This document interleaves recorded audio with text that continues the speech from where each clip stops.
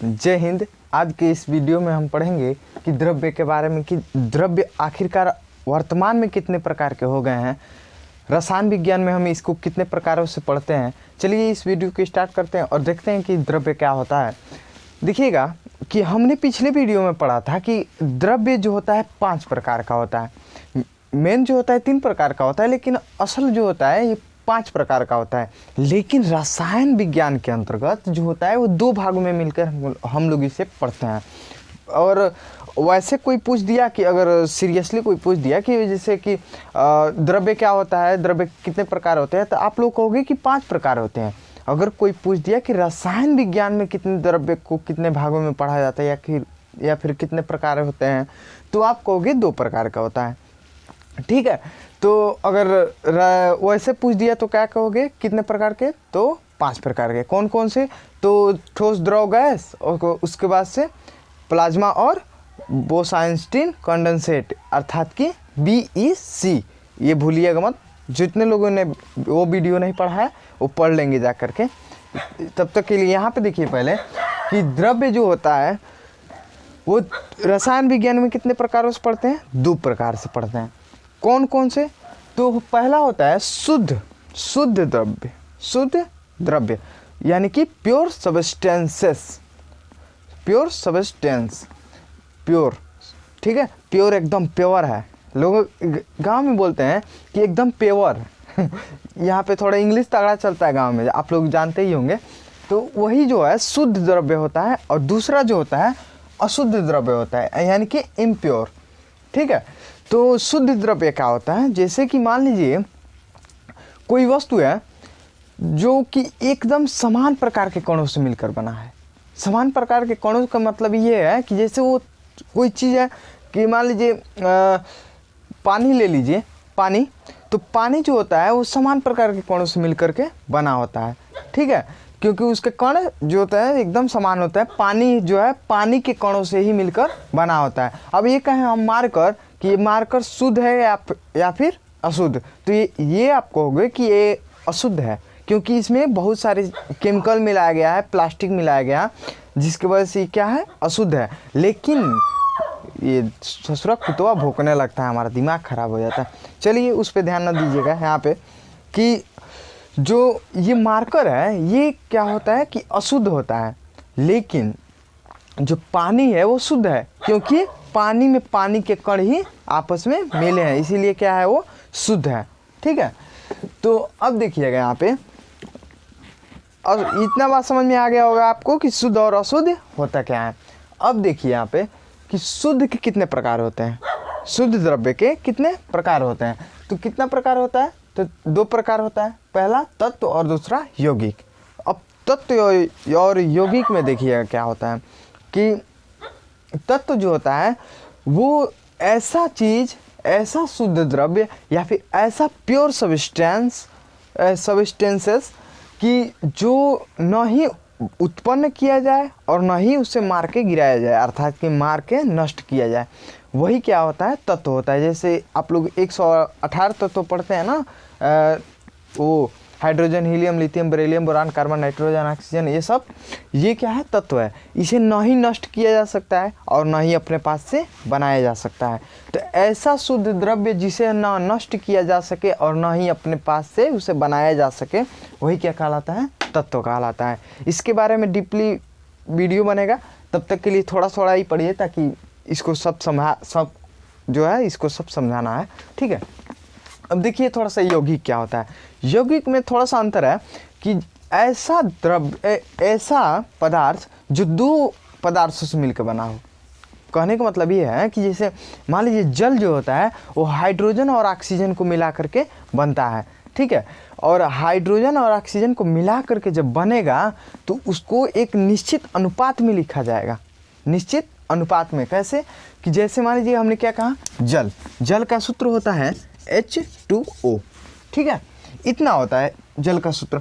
अगर हम कहें इसको निश्चित अनुपात में कैसे लिखना है, तो हाइड्रोजन का कितना परमाणु है, 2 है ना, तो यहाँ पे 2 लिख लेंगे, क्योंकि एक परमाणु का 1 हाइड्रोजन होता है। 1 हाइड्रोजन 1 परमाणु का बना होता है। ठीक है, यहाँ पे 2 है तो 2 परमाणु। ऑक्सीजन का कितना होता है, 16। ठीक है, तो इसको अनुपात में हम क्या लिख लिए 16। ठीक, अब इसको हम काटेंगे। अनुपात का मतलब ये होता है कि जैसे ये बटा में है 16/2 ऐसे है, तो हम इसको ऐसे 2:16, तो हम इसको 2 से इसको काट के 8 और ऊपर 1 नहीं लिख सकते, लिख सकते हैं।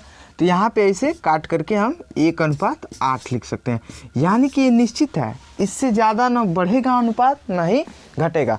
तो यही क्या कहलाता है, हमारा यौगिक कहलाता है। ठीक है, तो ऐसा द्रव्य जो 2 या 2 से अधिक पदार्थों का मिश्रण होता है और एक निश्चित अनुपात में होता है, उसे हम क्या कहते हैं, यौगिक कहते हैं। ठीक है, इतना बात आप लोगों को समझ में आ गया होगा। अब देखिए थोड़ा अशुद्ध पे आते हैं, अशुद्ध एकदम। ठीक है, तो अशुद्ध क्या होता है, आप लोगों ने समझ लिया होगा कि ऐसा द्रव्य जो कि एक प्रकार के कणों का मिलकर न बना हो। जैसे हम कह दें कि पानी ले लीजिए 1 लीटर, उसमें क्या कीजिए, एकदम रेत मिला दीजिए।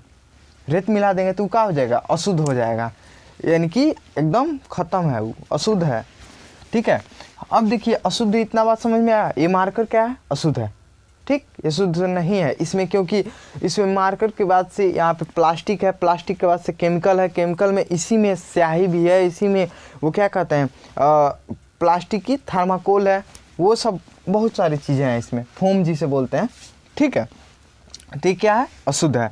लेकिन पानी क्या है, शुद्ध है। खनिज क्या है, शुद्ध है। ठीक है, अब देखिए अशुद्ध क्या, अशुद्ध के किसे हम कह सकते हैं, अशुद्ध किसे कह सकते हैं, तो अशुद्ध जो होता है हम कहते हैं मिश्रण को।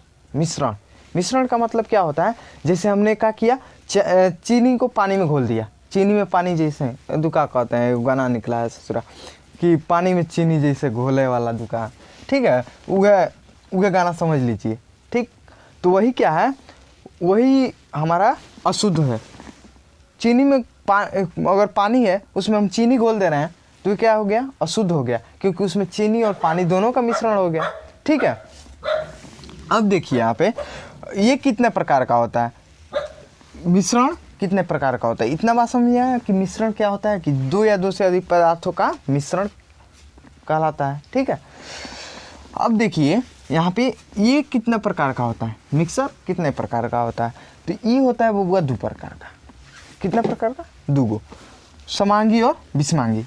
समांगी और विषमांगी क्या होता है, ये देखिएगा कि समांगी वो होता है ना जो कि एक्के में घुल जाए लेकिन उसके कण दिखाई नहीं देंगे। अब मान लीजिए कोनो इथी है, पानी है, अब पानी में ये इतना नमक घोल दिए, क्या किए, नमक को इसे घोल दिए, तो घोलने के बाद से आप देखेंगे तो उसमें का नमकवा दिखाई देगा, नहीं दिखाई देगा। तो उसको क्या करना पड़ेगा, अगर आपको नमक चाहिए तो आप उसको गर्म करेंगे और पूरा पानी जब जल जाएगा तो आपका नमक प्राप्त हो जाएगा।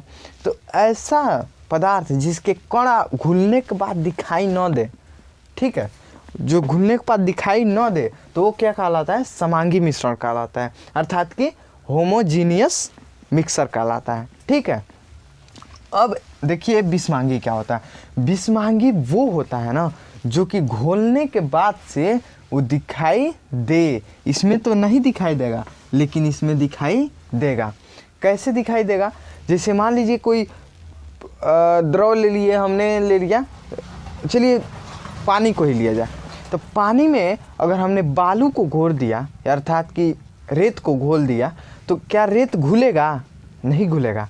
तो जब नहीं घुलेगा, या फिर मिट्टी को घोल लीजिए वो भी नहीं घुलेगा, तो उसके कण अलग अलग दिखाई देंगे कि नहीं। आप कुछ समय वैसे ही छोड़ दीजिएगा तो नीचे बालू हो जाएगा, ऊपर पानी हो जाएगा, तो क्या होता है उसे हम आसानी से प्राप्त कर सकते हैं, उस बालू को आसानी से प्राप्त कर सकते हैं। तो ऐसा द्रव्य या फिर ऐसा मिक्सर या फिर ऐसा मिश्रण जो कि आसानी से उसके द्रव्य प्राप्त हो सके, उसको द्रव्यों को, दोनों द्रव्यों को अलग अलग किया जा सके। जैसे बालू को अलग कर दें और पानी को अलग कर दें, आसानी से हो नहीं सकता है, छन्नी में लेकर छान दीजिए अलग हो जाएगा।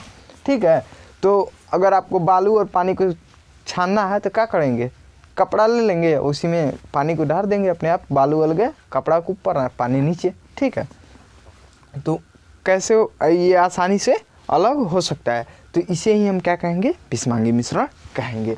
इतना बात आप लोगों को समझ में आ गया होगा। चलिए एक बार और दोहरा दें, चेहरान दीजिए, आप लोग फिर से दोहरा लीजिएगा लोग, ठीक है।